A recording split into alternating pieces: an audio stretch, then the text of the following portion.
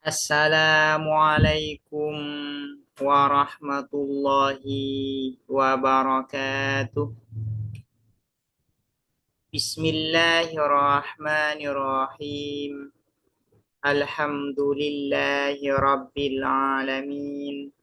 Wabihi nasta'inu ala umurid dunya waddin. Wassalatu wassalamu ala ashrafil anbiya'i wal mursalin.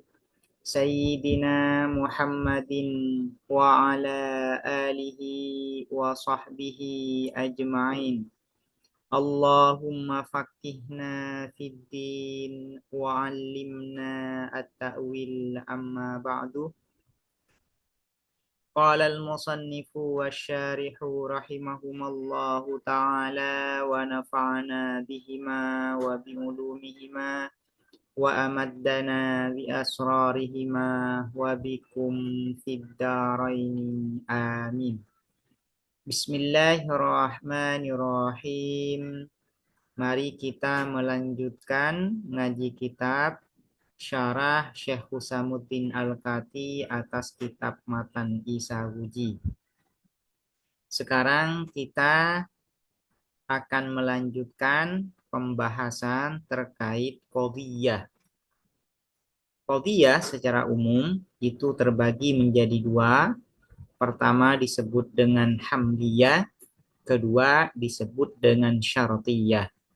Apa itu qadhiyah hamliyah? Qadhiyah hamliyah itu adalah qadhiyah yang dua bagian pembentuknya itu berupa mufrad. Nah, bagian pertama dari qadhiyah hamliyah ini disebut dengan maudhu'. Sementara bagian kedua dari qadhiyah hamliyah ini disebut dengan mahmul. Sementara apa itu qadhiyah syartiyah? Qadhiyah syartiyah itu adalah qadhiyah yang dua bagian pembentuknya itu berupa jumlah. Bagian pertama disebut dengan muqaddam, bagian kedua disebut dengan tali. Qalah berkata siapa musannif yaitu Syekh Al-Abhari, wal juz'ul awwalu dan adapun bagian pertama minal hamliyati dari proposisi kategoris yusamma ialah dinamai apa al-juz'ul awal maudhu'an pada maudhu, disebut dengan maudhu. Maudhu ini diterjemahkan di dalam buku logika dengan subjek. Wasani dan yang kedua mahmulan pada mahmul ayu sama mahmulan dinamai disebut dengan mahmul. Mahmul itu diterjemahkan dengan predikat. Wal juz'ul awwalu dan adapun bagian pertama minasyartiyati dari proposisi hipotetis yusamma ialah dinamai apa al juz'ul awal muqaddaman pada muqaddam. Antiseden biasa diterjemahkan begitu ya. Wasani dan yang kedua talian pada tali yaitu konsekuen, disebut dengan konsekuen. Aqulu berkata aku, ini adalah perkataan dari Syekh Husamuddin Al-Kati. Al-juz'ul awwalu adapun bagian pertama ai al-mahkumu alaihi minal qadhiyatil hamliyah, al-mahkum alaih. Al-mahkum alaih ini yang terkena hukum, yang dikenai hukum. Apa yang dikenai hukum? Ya maudhu, subjeknya. Minal qadhiyatil hamliyati dari proposisi kategoris yusamma ialah dinamai apa al juz'ul awal maudhu'an pada maudhu, disebut dengan maudhu, disebut dengan subjek. Kenapa disebut dengan maudhu? Li'annahu karena sesungguhnya apa al juz'ul awal innama wudhi'ah hanya saja wudhi'ah diletakkan apa al juz'ul awal li ayyuh kama agar dihukumi alaihi atas al juz'ul awal bisyai'in apa dengan sesuatu. Jadi kenapa al juz'ul awal itu disebut dengan maudhu? Karena Juz'ul awal itu ditetapkan untuk diberlakukan suatu hukum pada juz'ul awal itu.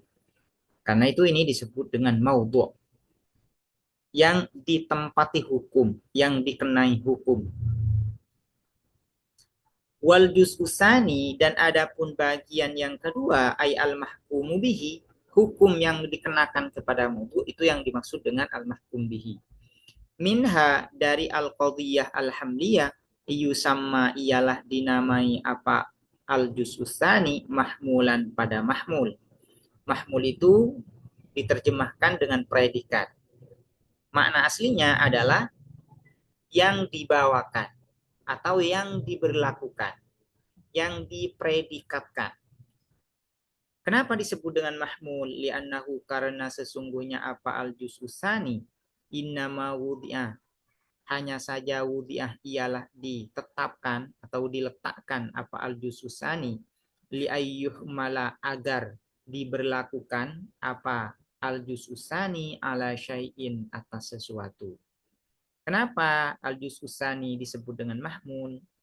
Karena al-juz'usani itu tujuannya agar diberlakukan kepada sesuatu yang lain, yaitu diberlakukan kepada maudhu'.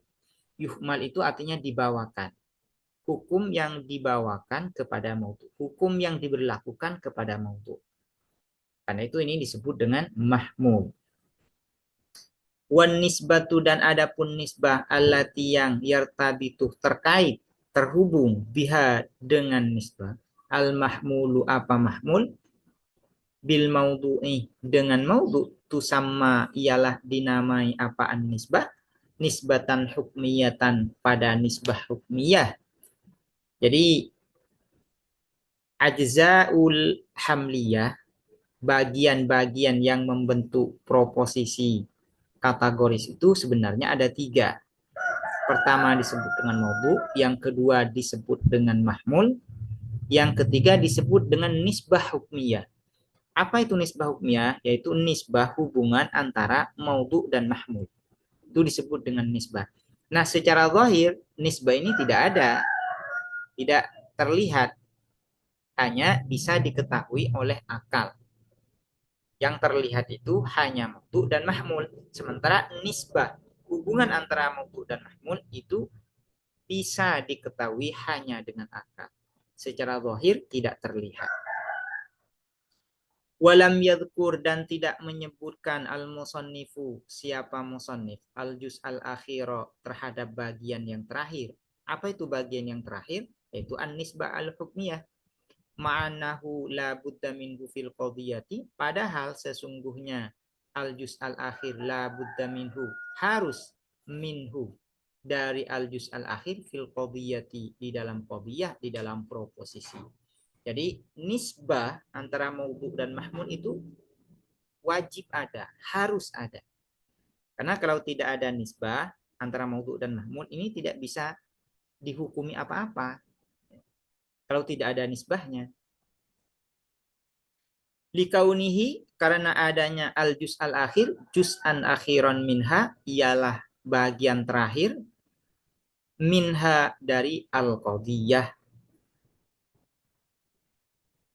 Wal juz'ul awwalu, dan adapun bagian yang pertama, minasyartiyati, dari proposisi hipotetis, yusamma ialah dinamai apa al juz'ul awal, muqaddaman pada muqaddam. Muqaddam ini biasa diterjemahkan dengan anteseden. Kenapa disebut dengan muqaddam? Li taqaddumihi, karena mendahuluinya al juz'ul awal fi dzikri, di dalam sebutan.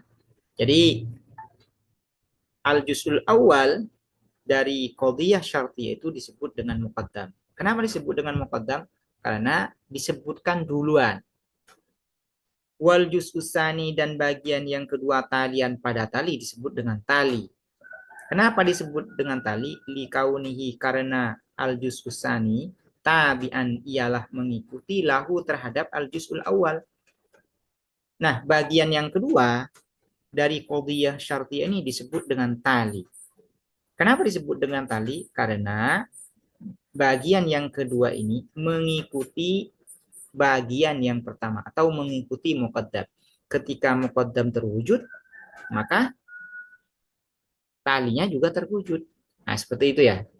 Artinya ada telazum, ada implikatif, ada keterhubungan, keterkaitan antara muqaddam dan tali. Ketika muqaddam terwujud atau tahakkuk, realisasi, maka talinya juga ikut terwujud, ikut realisasi. Karena itu ini disebut dengan tali. Tali itu artinya apa? Wahua dan adapun tali minat tulwi ialah dari masdar tului dari masdar tului di mana tabai dengan makna dengan arti at-tabai. Tului ini mengiringi. Di makna tabai dengan arti at-tabai mengikuti. Jadi tali mengikuti muqaddam. Karena itu tali disebut dengan tali. Demikian penjelasan terkait masing-masing bagian yang membentuk qadhiyah hamliyah dan qadhiyah syartiyah.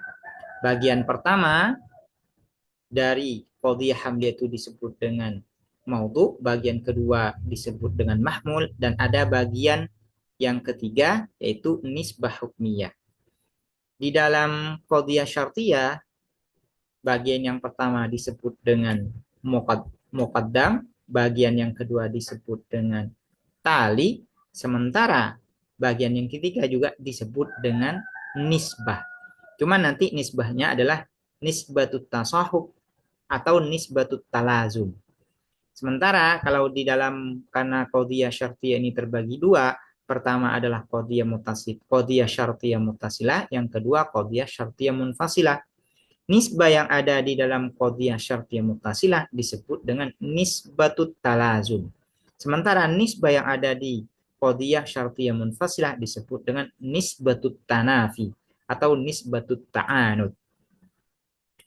Demikian, semoga dapat dipahami dan bermanfaat. Assalamualaikum warahmatullahi wabarakatuh.